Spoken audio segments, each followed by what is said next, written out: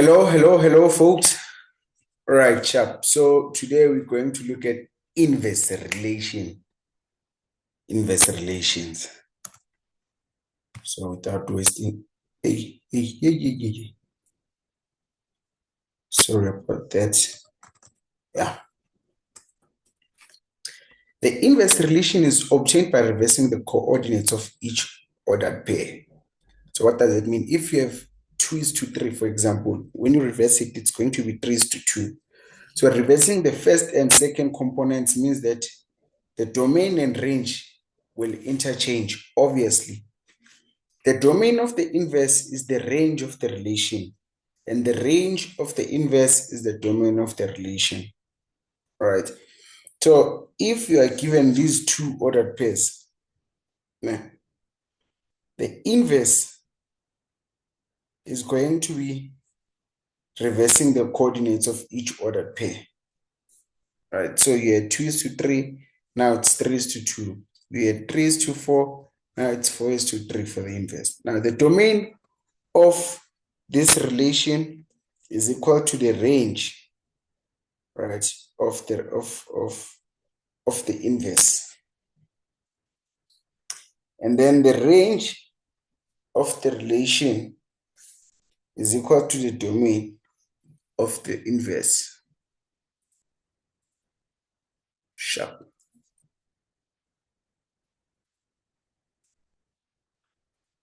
Now let's look at graphing inverse relations. So a graph of inverse relation is obtained by reflecting the original graph in the line y equals to x. So you're reflecting your graph about the line y equals to x. So if these were your 4 points, 1, 2, 3, 4, then when you reflect them, so the transformation takes place by you interchanging your coordinates. So what was initially the x coordinate, now for the inverse it becomes the y coordinate, and so on and so forth. Again, so if this was my relation, then the inverse is going to be found by you interchanging or switching positions for the x and y coordinates. And you can see that this transformation still takes place in the line y is equals to x. Again, so notice here, if you are given this relation, right, for all x and y such that 3y minus 4x is equals to 12, and x is less than 0, but is less than or equals to 0, but greater than or equals to -3. Look, the relation now is going to be obtained by you swapping x and y. So where there was y, now there's x. Ne?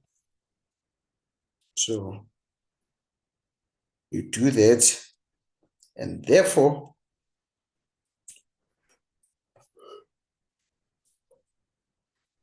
to get your domain, the domain of the inverse, what you need to remember is that initially the domain was, it was given as between -3 and 0, right? So now you are given your inverse, and that inverse is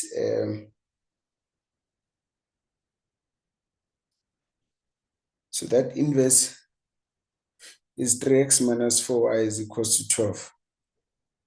So if you now make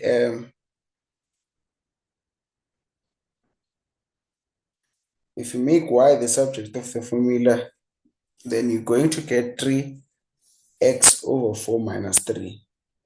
And then that should be between -3 and 0. And if you simplify that, you should get x as being less than 4 and greater than 0 inclusive. Oh yeah.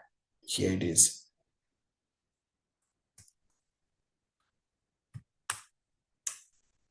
Right. So if you want to sketch the inverse of a quadratic relation, this is how it looks. So the red one is the inverse of the quadratic relation. And notice that if you can use the vertical line test for this red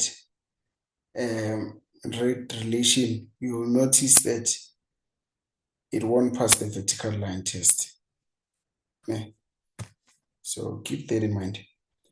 And then if we want to sketch the inverse of an exponential relation, remember that if we given y is equals to 2 to the power of x, the horizontal asymptote is going to be defined by y is equals to 0 in this case. Yeah. And then the domain, right? So the domain of the graph is going to be the range of the inverse, which is all real numbers.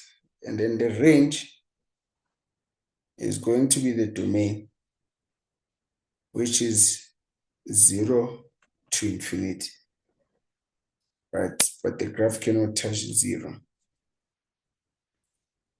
since the vertical asymptote. So it means for this graph, the vertical asymptote is defined by x is equals to 0.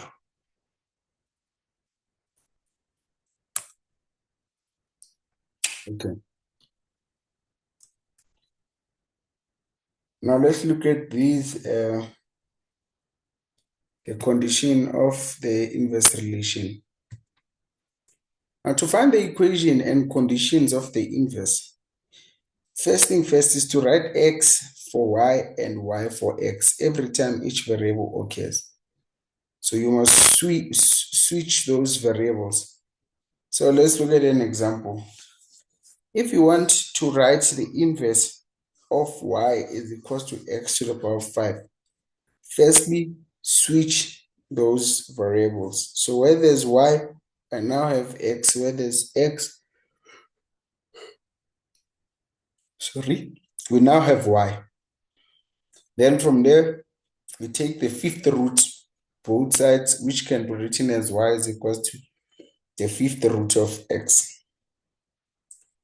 Now, for example number 2, the inverse of y is equals to negative of y is equals to 9 minus x squared, right?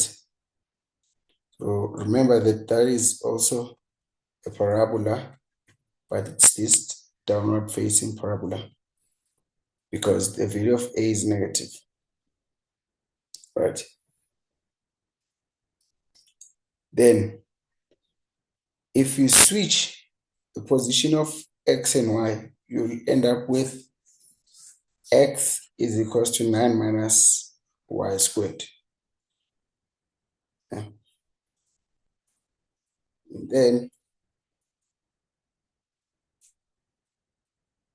And then this means that x is equals to 9 minus y squared, where x is less than or equals to 9 or greater or equals to 0.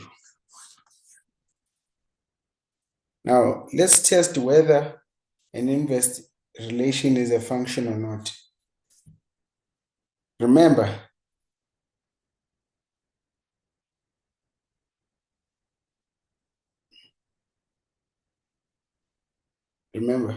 a relation is a function. A relation fails horizontal line test. So a relation is a function if it fails the horizontal line test. Therefore, if a function fails the horizontal line test, then the inverse relation is not a function. Okay. If a function fails the horizontal line test, then its inverse is not a function, right? Like for example, you can see for this relation, because this graph is failing the horizontal line test, then we know that its inverse is not a function, and which is true because the inverse doesn't satisfy the vertical line test. Now, the implication is that if a function is a one-to-one relation, then the inverse relation will be a function. So an inverse relation is not a function if the inverse relation fails the vertical line test. Hope it makes sense. Now let's look at the inverse function notation. If a relation and its function and its inverse are functions, then the function can be written as f, and its inverse function can be written as f to the power -1. Now, warning, notice that f to the power -1 is not equals to 1 over f. This is just a notation. So if I'm given A, which is my codomain or your range, if you may, if you take your input value into the function, then you're going to get your output value as f of x, right? And then if you take that output into the inverse, then you're going to get your input value. Therefore, if you take the inverse of a function, it is going to be equal to x if x is the element of the domain. And if you take the function of the inverse, then it is also going to be equal to x if x is the element of B. Yeah.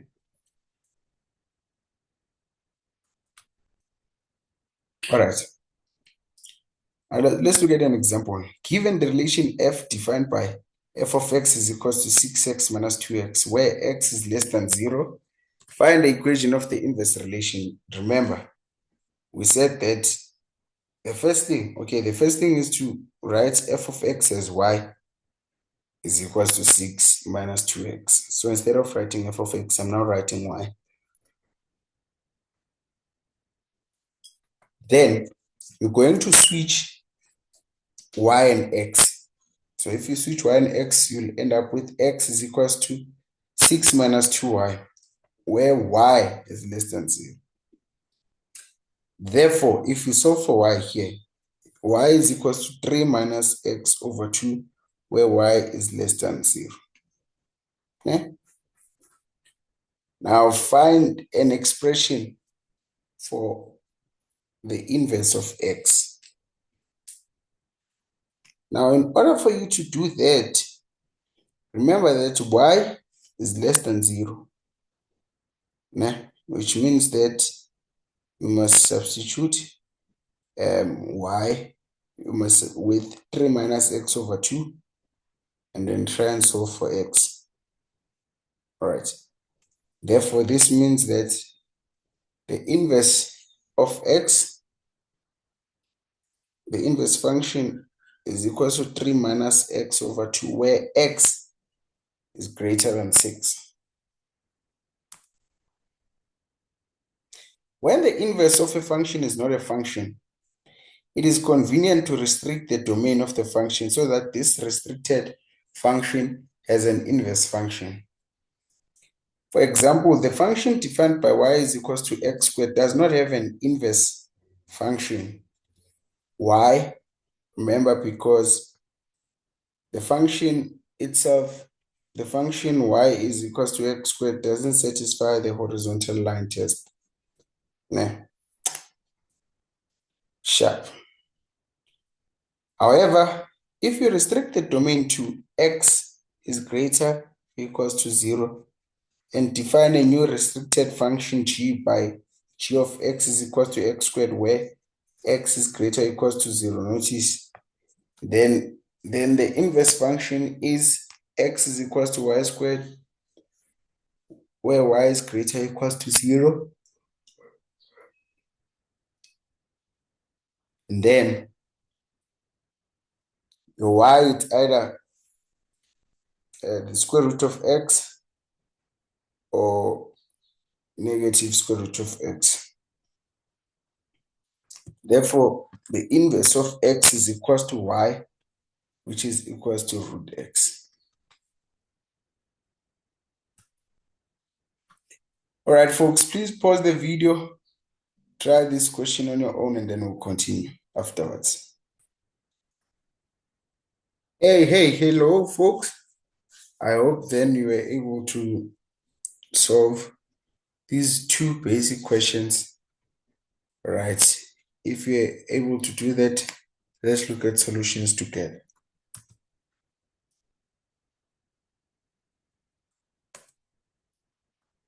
I'm a bit fast.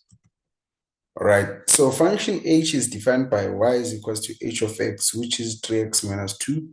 Determine algebraically the defining equation of the inverse. So the inverse has equation x is equals to 3y minus 2. So you first interchange x and y, then you solve for y. All right.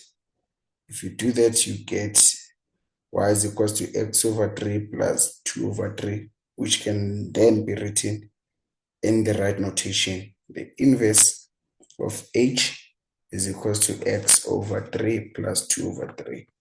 Now show that if you take the inverse of h of x, that is going to give you x. So if you take the inverse of h of x, so what does that mean? It means now you have to go to the original formula given for the inverse, and then where there's x, I'm now going to substitute 3x minus 2. Then from there you simplify, and pashach, we got our answer there.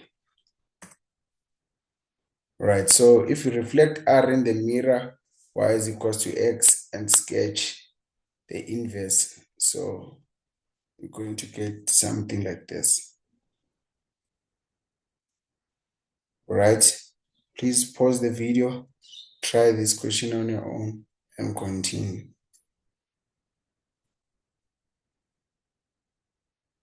Hey folks, all right, we've already looked at something similar to this one, but let's continue. So the function f is defined by y is equals to f of x, which is equals to negative x squared. So we are being told that it does not have an inverse. So now if you restrict the domain to x is greater than 0, then the restricted function g defined by g of x is equals to negative x squared, where x is greater than 0. Or you can restrict the domain to x is less than or equals to 0. And that will have an inverse function. Therefore, if x is equals to negative y squared, where y is greater or equals to 0 is defines the inverse, or x is equals to negative y squared, where x is less than or equals to 0 defines the inverse. Both g and its inverse are functions.